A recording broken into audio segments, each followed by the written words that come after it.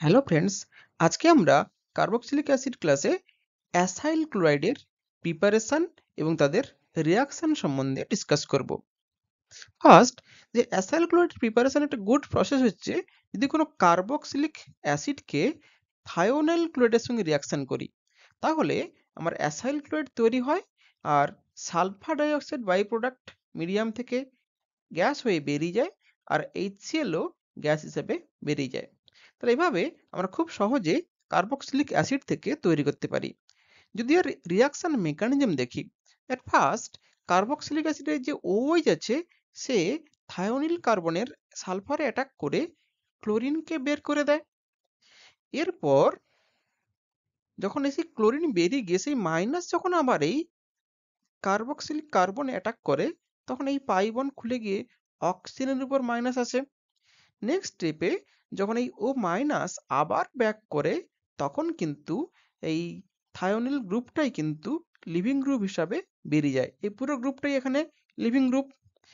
Next স্টেপে আমরা তো অ্যাসাইল ক্লোরাইড পেয়ে গেছি, আর এখানে থায়োনাইল ক্লোরাইড এটা আবার এটা কি করবে, একটা রিঅ্যারেঞ্জমেন্ট করে এখান থেকে HCl এবং সালফার ডাইঅক্সাইড তৈরি করবে। তাহলে এবার SO2 HCl তৈরি হয়ে গেছে।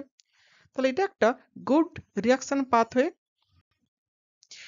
যদি আমরা কার্বক্সিলিক অ্যাসিডকে ফসফরাস ট্রাইক্লোরাইডের সাথে রিয়াকশন করি ইভেন 0°C টেম্পারেচারে, তখনও আমরা কার্বনাইল ক্লোরাইডের গুড ইল্ড পাই আর পাই ফসফরাস অ্যাসিড। এখানে এক equivalent phosphorus trichloride 3 equivalent carboxylic অ্যাসিডকে কিন্তু ও ক্লোরিনেশন করতে পারে। এখানেও যদি আমরা কার্বক্সিলিক অ্যাসিডকে ফসফরাস পেন্টাক্লোরাইডের সঙ্গে রিয়াকশন করি, তখনও আমরা কি পাই না কার্বনাইল ক্লোরাইড পেতে পারি আর POCl3 আর HCl তৈরি হয়। রিয়াকশন মেকানিজম আগের মতোই সিমিলার, যে OH যেটা থাকবে সেখানে এই ফসফরাসে অ্যাটাক করবে, তারপর যখন Cl মাইনাস বেরিয়ে যাবে সেই Cl মাইনাস গিয়ে এই কার্বনিল বা কার্বক্সিলিক কার্বনে অ্যাটাক করবে আর এই পুরো গ্রুপটাকে বের করে দেবে।